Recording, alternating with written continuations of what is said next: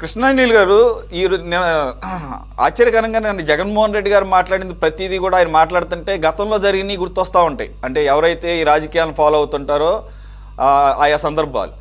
ఒకటి, అర్ధరాత్రి వచ్చి అరెస్ట్ చేయాల్సినటువంటి అవసరం ఏంటి, ఆయన ఏమన్నా ఎమ్మెల్యే పారిపోతాడా ఎమ్మెల్యే అనగానే మనకు వెంటనే ఎవరు గుర్తొస్తారంటే చంద్రబాబు నాయుడు గారి అరెస్ట్ సమయం గుర్తొస్తూ ఉంటుంది. అలాగే ఇప్పుడే అన్నారు పైనుంచి ఆర్డర్స్ వచ్చినాయి కాబట్టి జైలు అధికారులు ఆ రకంగా నా పట్ల వ్యవహరించారని గఫూర్ గారు ఆయన అన్న మాటలను కోట్ చేస్తున్నారు. కరెక్టే, నేను కూడా విన్నాను నిన్న జైలు బయటకు వచ్చినప్పుడు.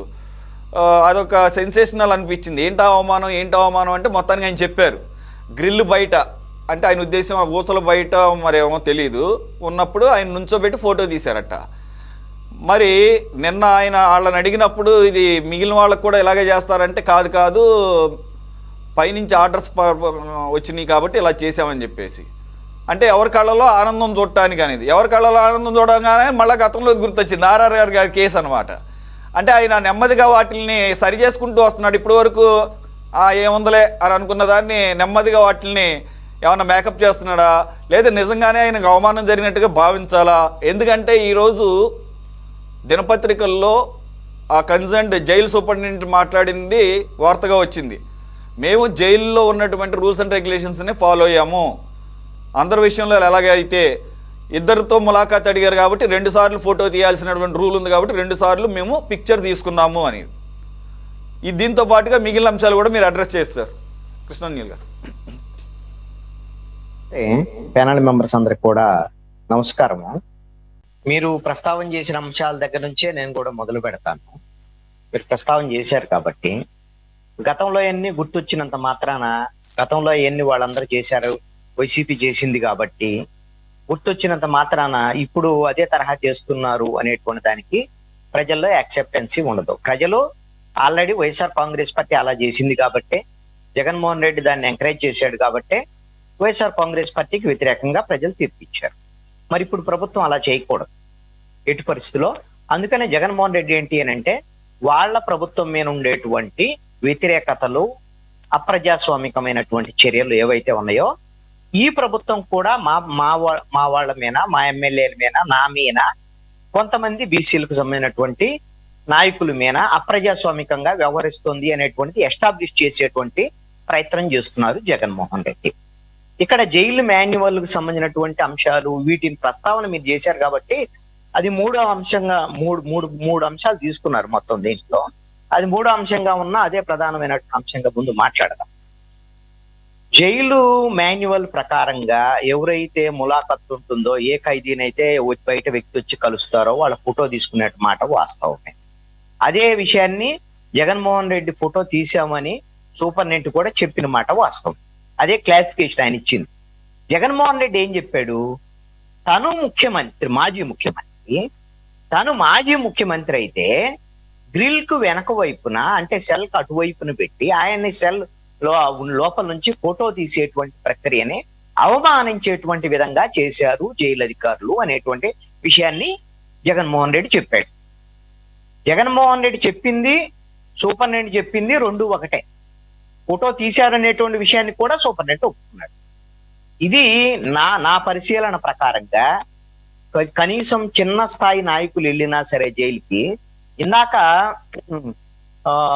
తెలుగుదేశం నాయకులు మాట్లాడినప్పుడు విజయశేఖర్ రెడ్డి గారు చెప్పారు, మన సామాన్యమైనటువంటి ఒక మామూలు స్థాయి నాయకులు వెళ్తేనే కూర్చోబెట్టి మాట్లాడిస్తున్నారు, జైళ్లలో లేదు, అలాంటి అవమానం లేదు అని చెప్పారు. ఎలాగ జైళ్లలో అలాంటిదే ఒక మామూలు స్థాయి సాధారణమైన రాజకీయ నాయకుడు వెళ్ళినా సరే హాయిగా కుర్చీలో కూర్చోబెట్టి అవసరమైతే సూపరింటెండెంట్ గదిలోకి ఎవరైతే ఆ ములాఖత్ ఉందో ఆ ఖైదీని పిలిచి మాట్లాడించేటువంటి పరిస్థితులన్నీ ఉంటాయండి.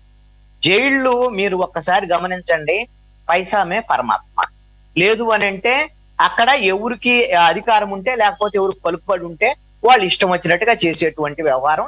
ఇప్పుడు జైళ్ళైనా అప్పుడు జైలు అన్ని ఒకే జైళ్ళు, ఎవరు అధికారంలో ఉంటే వాళ్ళు చలామణి చేసుకునేటువంటి వ్యవహారం ఉంటుంది.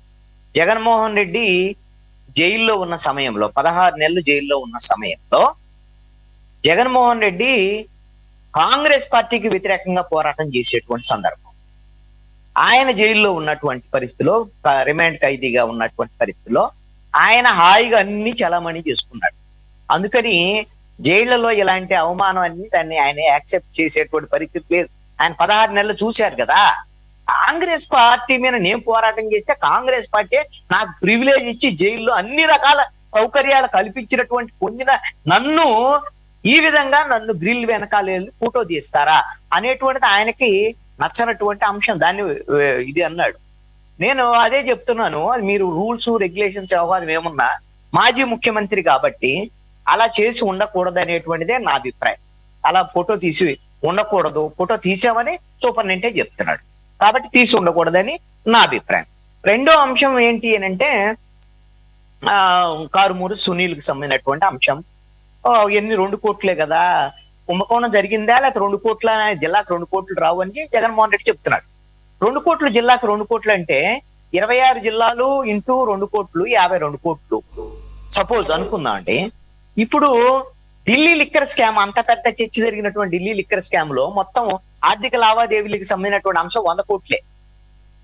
100 కోట్లకే అంత పెద్ద తిహార్ జైలుకి మాజీ ముఖ్యమంత్రులు వెళ్లాల్సినటువంటి అప్పుడు ముఖ్యమంత్రిగా ఉన్నటువంటి కేజ్రీవాల్, అక్కడ మంత్రిగా ఉన్నటువంటి ఆప్కు సంబంధించినటువంటి మంత్రి, వీళ్ళందరూ జైలుకి వెళ్ళినటువంటి పరిస్థితులు, కవిత వీళ్ళందరూ వెళ్ళినటువంటి పరిస్థితి, ఆంధ్రప్రదేశ్ నుంచి కూడా కొంతమంది జైలుకి వెళ్ళినటువంటి పరిస్థితులు మనం చూసాం కదా. 100 కోట్లే. మరి ఇప్పుడు ఇది కేవలము మీరు మద్యం కేసులో 2 కోట్లు అన్నది జగన్మోహన్ రెడ్డిని మనము అరే పర్వాలేదు అంగీకరిస్తున్నాడు జరిగిన దాన్ని అని మనం అనుకోవాలి. ఎందుకు అనంటే ఇది మద్యం కుంభకోణంలో ఒక టిప్ లాంటిదండి. హోటల్లోకి వెళ్ళి మనం భోజనం చేసిన తర్వాత మెయిన్ బిల్లు తర్వాత టిప్ ఉంటది కదా, పేరర్కి ఇచ్చే టిప్ లాంటిది ఆయన చెప్పినటువంటి 2 కోట్లకు సంబంధించినటువంటి కుంభకోణాన్ని. అంటే ఇంకా మెయిన్ కుంభకోణం ఎంత ఉంది దాంట్లో అంటే వీళ్ళు తప్పులు చేసిన దాన్నే ఏముందబ్బా ఇవన్నీ చిన్న చిన్న తప్పులు అని జగన్మోహన్ రెడ్డి చెప్తున్నాడు ఈ విషయాన్ని. అందుకని దాన్ని మనం చూసి పర్వాలేదు జగన్మోహన్ రెడ్డి అంగీకరిస్తున్నాడు అని మనం దాని కోణంలో చూడాలి. ఇక అసలు ప్రధానమైనటువంటి అంశం కుల ప్రస్తావన చేస్తున్నాడు జగన్మోహన్ రెడ్డి. కుల ప్రస్తావన చేసేటువంటి క్రమంలో మనం కులానికి సంబంధించినటువంటి అంశాన్నే కదా మరి మాట్లాడుకోవాల్సింది. మరి ఆయన కుల ప్రస్తావన ఎందుకు చేస్తున్నాడు అనేటువంటి దానికి రీజన్ కావాలి అని అంటే కులాలకు సంబంధించినటువంటి అంశాలు మాట్లాడుకుంటేనే రీజన్ దొరికిద్ది.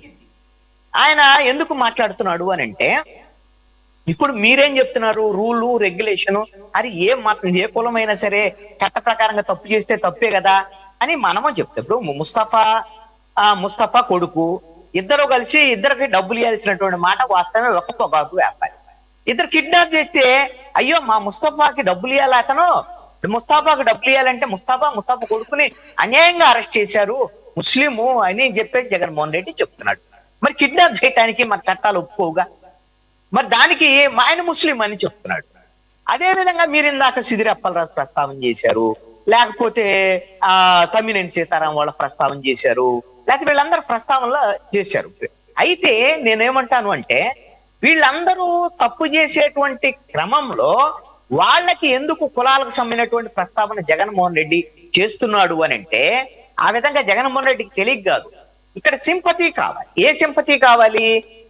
కులం అనేటువంటి ఒక బీసీకి సంబంధించినటువంటి ఈ రోజున ఆంధ్రప్రదేశ్ లో రానున్నటువంటి ఎన్నికల ఫలితాలను తారుమారు చేసేటువంటి వాళ్ళు బీసీలండి.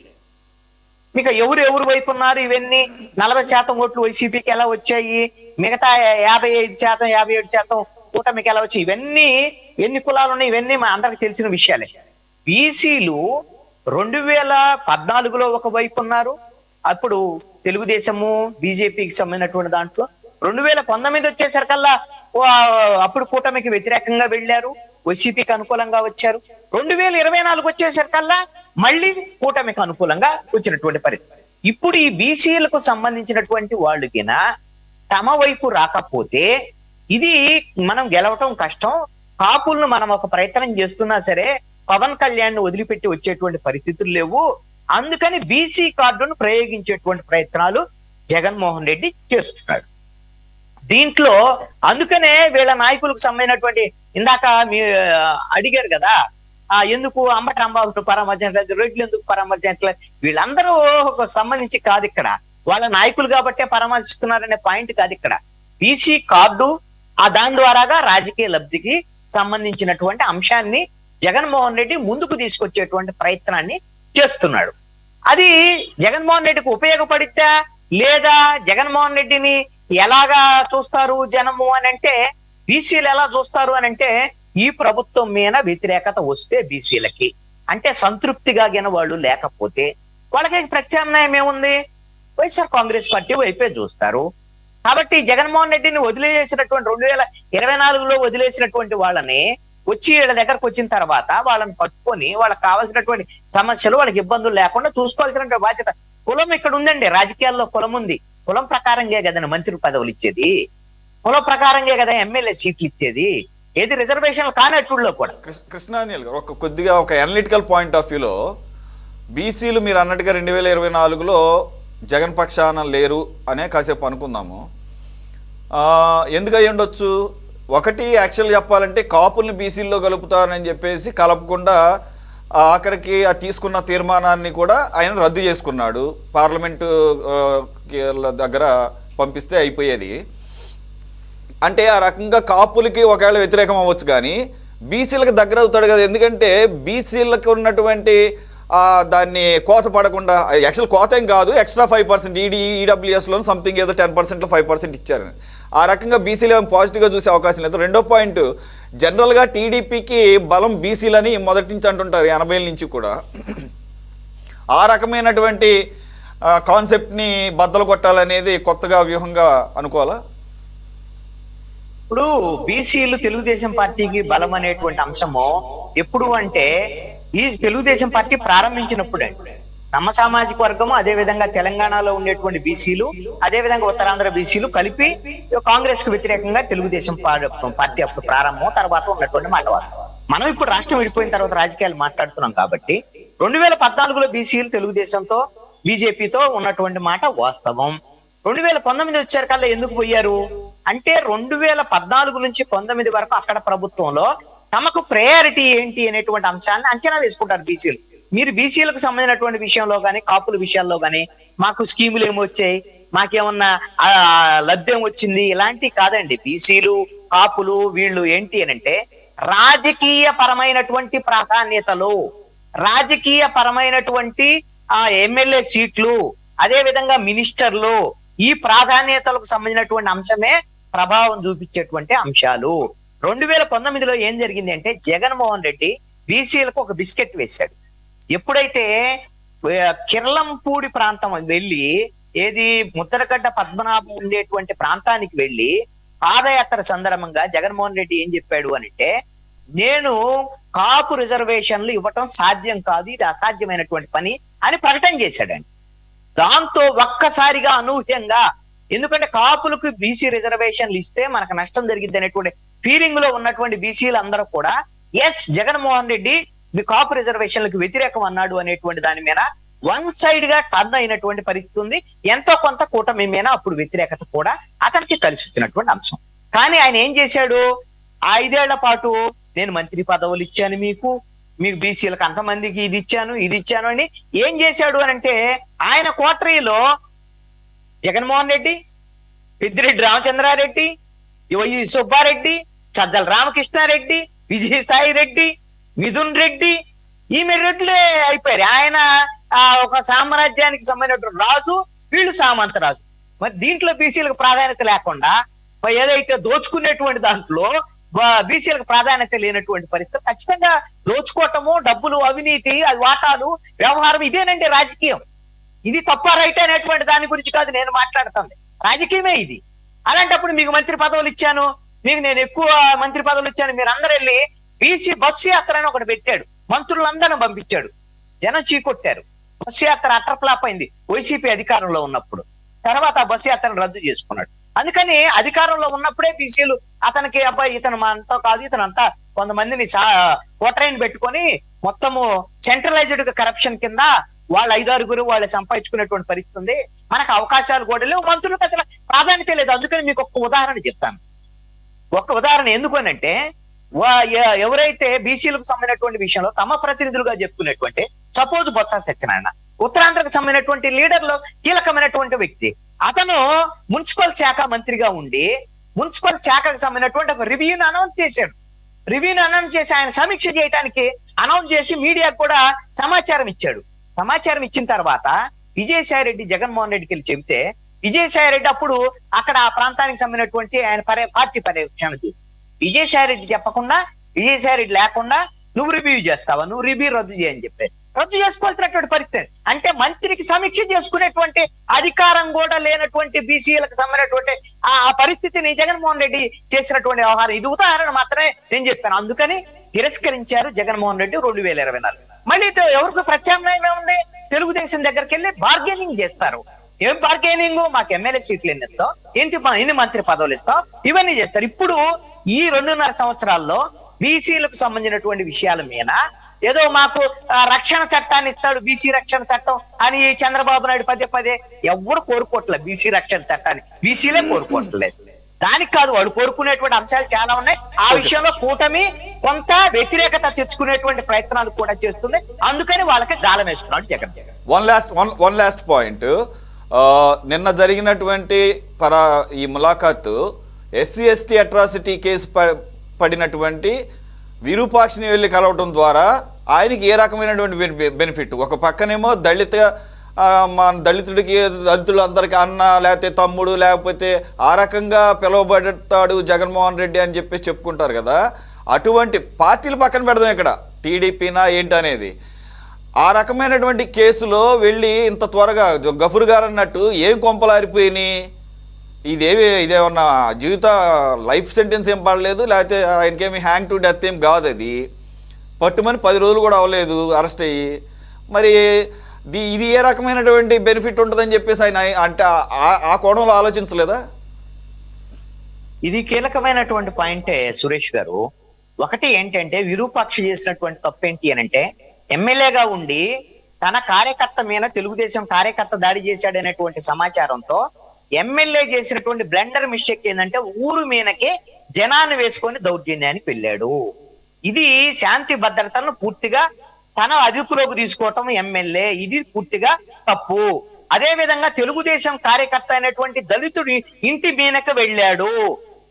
కొన్ని వందల మంది దళితుడు ఇంటి మీదకి వెళ్ళినటువంటి సందర్భంలో వీళ్ళు వ్యవహరించినటువంటి తీరు, ఆ తెలుగుదేశం కార్యకర్త అయినటువంటి దళితుడు, ఆయన సతీమణి, ఆయన ఆవిడ పట్ల వీళ్ళందరూ వ్యవహరించినటువంటి తీరు అభ్యంతరకరమైనది. అందుకని ఎస్టీ అట్రాసిటీ కేసు పెట్టారు. ఎమ్మెల్యే చేయాల్సినటువంటి పని ఒక ఊర్లో ఇద్దరు మధ్య ఏది వైసీపీ తెలుగుదేశం కార్యకర్తల మధ్య ఘర్షణ జరిగితే, ఒకవేళ వైసీపీ కార్యకర్తనే తెలుగుదేశం కార్యకర్త కొడితే పోలీసులకిన వైసీపీకి వ్యతిరేకంగా పనిచేస్తే ఆయన సిఐతో మాట్లాడొచ్చు, డిఎస్పీతో మాట్లాడొచ్చు, ఎస్పీతో మాట్లాడొచ్చు, అవసరం అయితే డిఐజీతో ఐజీతో కూడా మాట్లాడొచ్చు. ఒక ఎమ్మెల్యేకి సంబంధించినటువంటి ప్రోటోకాల్ చీఫ్ సెక్రటరీ ప్రోటోకాల్ కాబట్టి అతను ఎవరితో అయినా మాట్లాడొచ్చు. ఖచ్చితంగా ఆ పని చేయాలి తప్ప దౌర్జన్యానికి వెళ్ళకూడదు.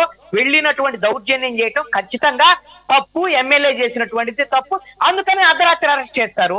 ఏం అర్ధరాత్రి అరెస్ట్? నువ్వు అర్ధరాత్రి కదా దౌర్జన్యానికి వెళ్ళింది, నువ్వు మళ్ళీ దౌర్జన్యం చేస్తావేమో.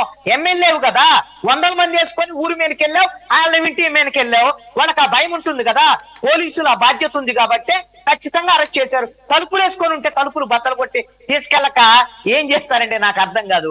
తలుపులు వేసుకొని తలుపులు తీయలేదు అంటే పోలీసులు బద్దలు కొట్టి తీసుకెళ్లారు అంటే వాళ్ళు దూకుతారు. ఏం చేస్తారు? నువ్వు తలుపు ఎంతసేపు తెలియకపోతే ఎంతసేపు అక్కడ కూర్చొని ఉంటారా ఏంటి? నువ్వు చేసిందే తప్పు ఎమ్మెల్యేగా. ఇక్కడ విరూపాక్ష ఎమ్మెల్యే చేసినటువంటిది పూర్తిగా చట్ట వ్యతిరేకమైనటువంటి చర్య. ఆ చర్యని జగన్మోహన్ రెడ్డి సమర్థించడం అంటే ఒక జగన్మోహన్ రెడ్డి విరూపాక్షనే కాదండి, ఎవరినైనా సమర్థిస్తారు. చాలా సందర్భాల్లో మాట్లాడుకున్నాం. అప్రజాస్వామికంగా ఈవీఎంలు పగలగొడితే అసలు ఏముందండి, మా ఊరు తప్పు చేయలేదండి పిన్నెల రామకృష్ణారెడ్డి అని అంటాడు. ఇప్పుడు సిదిరి అప్పలరాజు గురించి ఏం మాట్లాడాడో చూసాము. ఇప్పుడు భూ కబ్జాలకు పాల్పడితే మా భూ కబ్జాలకు పాల్పడ్డటువంటి వాళ్ళు సమర్థిస్తాడు. ఇదంతా ఏంటి అని అంటే వైఎస్ఆర్ కాంగ్రెస్ పార్టీకి సంబంధించినటువంటి తన ఓట్లు తన వాళ్ళు ఎవరైతే ఉన్నారో తను ఏం చెప్పినా నమ్మేస్తారు. తన రచ్చబండకు సంబంధించినటువంటి చర్చల్లో ఈ విధమైనటువంటి ఒక చర్చ వాదనని మా వాళ్ళు అన్నందరినీ ఇలా చేస్తున్నాడని జగన్మోహన్ రెడ్డి అంటే, ఇప్పుడు శ్రీకాంత్ గారు అదే చెప్తాడు. డిబేట్ లో రచ్చబండలో మాట్లాడే వైసీపీ అతను కూడా అదే చెప్తాడు. దీనికి రూల్స్ రెగ్యులేషన్స్ జగన్మోహన్ రెడ్డి దగ్గర పనిచేయవు. అతను అప్రజాస్వామికంగా చంపే ఎవరు మనిషిని హత్య చేసినా సరే, ఇప్పుడు ముస్తఫా కొడుకు కిడ్నాప్ చేస్తే అమాయకుడు అని చెప్తున్నాడంటే ఏం చెప్పాలి జగన్మోహన్ రెడ్డిని? నువ్వు మాజీ ముఖ్యమంత్రి అనేటువంటి విషయం అక్కడ గుర్తు రాదా అనేటువంటిది జగన్మోహన్ రెడ్డి తెలుసుకోవాలి. Right sir.